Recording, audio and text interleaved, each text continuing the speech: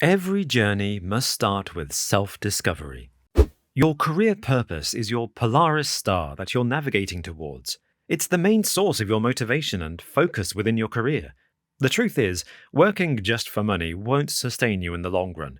You need to have, as we say, a higher calling, something that's going to get you out of bed in the morning.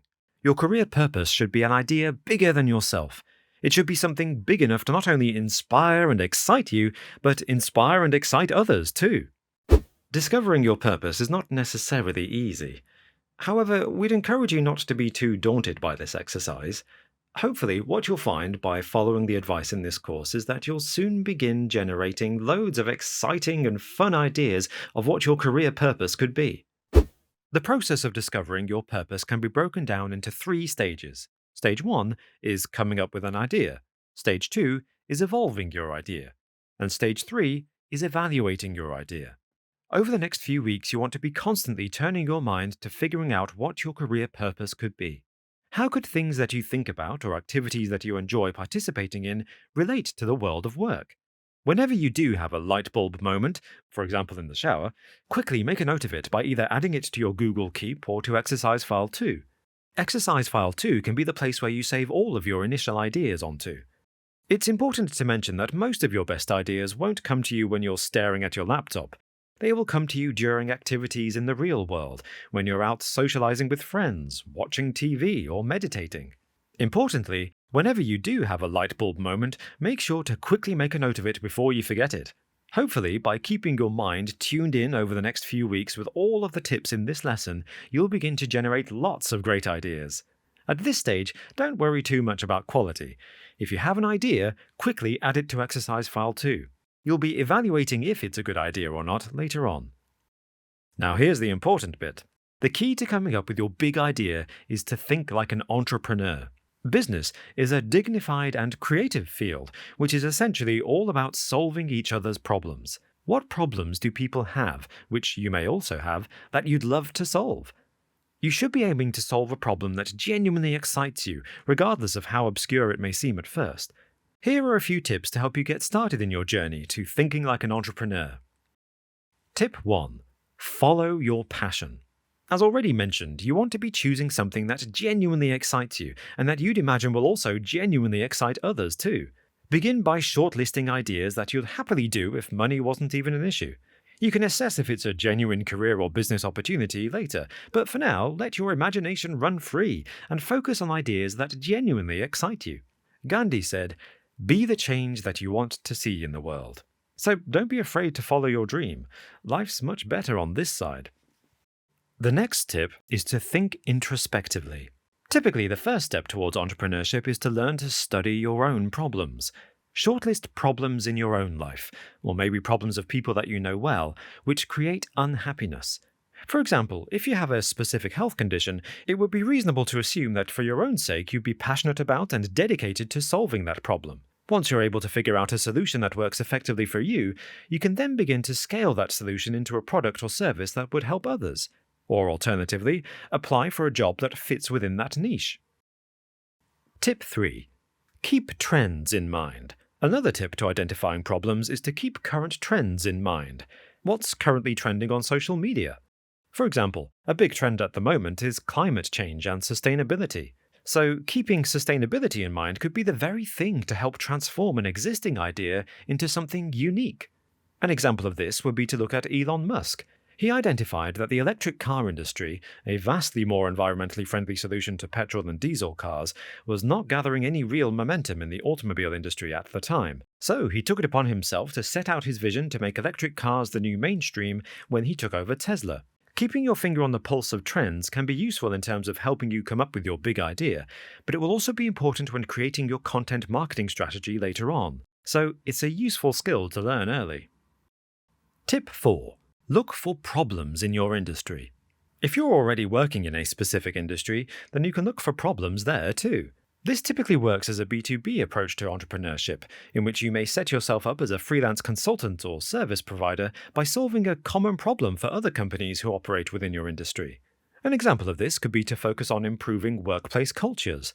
Most workplace cultures suck, which can lead to operational inefficiency and therefore have a big impact on businesses' bottom line. So, if this is something that you're passionate about, then your career purpose could be to set up a consultancy solution to fix that business problem, preferably within an industry that you're already familiar with. Understanding the difference between B2B and B2C business models is quite important. Don't worry if this is something you're not too sure about. It should start to become more clear as we continue through the course. A good example here is to look at Steve Jobs. He identified a problem within the computer industry in the 1980s, in which he found computers to be complex, expensive, and only used by scientists at large corporations. His vision was to make computers accessible to everyone, and to be simple and beautifully made consumer products. What's interesting with this example is that Steve Jobs identified a B2B industry problem, but flipped computers from being a business-to-business product into a business-to-consumer product. Tip 5. Look out for social problems. This typically works as a B2C, i.e. business-to-consumer, approach to entrepreneurship, in which you'll create a product or service in order to solve a social problem. To help get your brain warmed up, here are a list of some social problems which could have potential solutions attached to them. Elderly people don't get the care they deserve at the end of their lives. Young people can be lazy and unproductive. Creating wedding vows can be tricky to do well. Takeaway food in my town is overly expensive and unhealthy. Relocating to a new area for work can be scary. Online shopping can be confusing. Public transport can be expensive and unreliable. These are all common social problems, which may have potential solutions to them that people would happily pay for.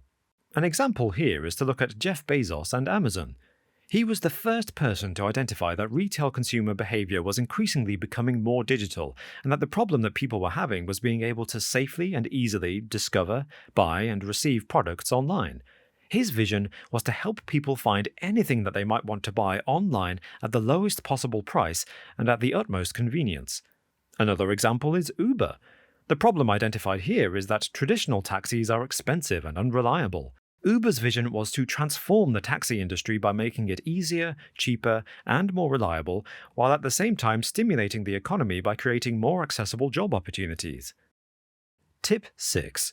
Find a niche. Another useful thing to keep in mind during this exercise, and as we've already touched upon, and as we will continue to bring up throughout the course, is trying to ensure that your problem is focused on a specific type of consumer or industry. This is called having a niche. Typically, your mission will be more effective when it is focused in this way. You can't talk to the entire world. Your message won't connect. You've got to try to narrow your focus down to a specific type of individual in order for your message to be meaningful. A good way of framing your niche is to say to yourself, I want to help X achieve Y. For example, here at Rocket, we want to help young people think more clearly about their careers. By clearly framing your idea in this way, it will allow you to design your product and marketing far more effectively. Here are some examples of establishing a niche. I help managers become leaders. I help companies market complex products using video and animation. I help introverts improve their social skills so they can lead happier lives and communicate more effectively at work. I help SaaS companies attract their ideal buyer. I help e-commerce companies with Facebook ads. I help CEOs grow through personal branding and strategic storytelling. I help new investors understand the stock market. It's worth noting, though, that you don't always have to have a super niche target audience. Many businesses target more than one audience, but generally speaking, the more niche you can make it, the better. Typically, having a very focused niche works best if your business model is a B2B service. If your business model is a B2C product, then you'll likely be targeting a broader audience. And finally, tip 7. Be unique. Last but not least, it's also important that your idea is to some extent unique. Why will your product be superior to the existing products on the market? How can you add value to your target audience that no one else is currently giving them? The more original you are, the better your chance of success. A good approach to coming up with a unique idea is to look at your own personal strengths and passions. A good example of this is to look at Apple. Their unique competitive advantage is that their products have a far easier to use interface compared to other similar tech products. Still, to this day, they are known for being the easiest devices to use across their product range. This unique advantage stemmed from the founder himself, Steve Jobs, who was naturally talented at designing computers. It was largely due to his personal passion, vision, and talent that he was able to design the Apple product in a unique and more efficient way compared to the competition. Another effective tactic is to, of course, conduct a competitor analysis in order to ensure your product or service stands out, which we'll be discussing in Lesson 8. You don't need to create an idea from scratch. Essentially, you can simply analyze one of your competitors and copy and improve on what they have done before you. If someone else is already doing your business idea, don't let that put you off. It's actually a good thing, as it means that your idea has already been tested and it works, and it exists in a proven market. Competition is okay. There's room for everyone. All you need is a good, solid idea. It doesn't have to be groundbreaking, and it's quite possible to simply put a new spin on an existing idea in order to make it unique. We'll be discussing all of these points in more detail as we go on throughout the course, so don't worry too much if ideas are not springing to mind immediately. For some people, the process of identifying your purpose might be fairly straightforward, while for others, it might require a bit more soul-searching. But by thinking about your career purpose little and often, it will help you develop a sense of direction. Keep persevering with the other lessons in the course, but keep all of the tips from this first lesson in mind as you do so. We'd say give it a few weeks, and whenever a good idea pops into your head, write it down in exercise file 2. Eventually, once you have a list of ideas written down, you can then pick the one that you're most passionate about, and then move on to the second stage of evolving that idea.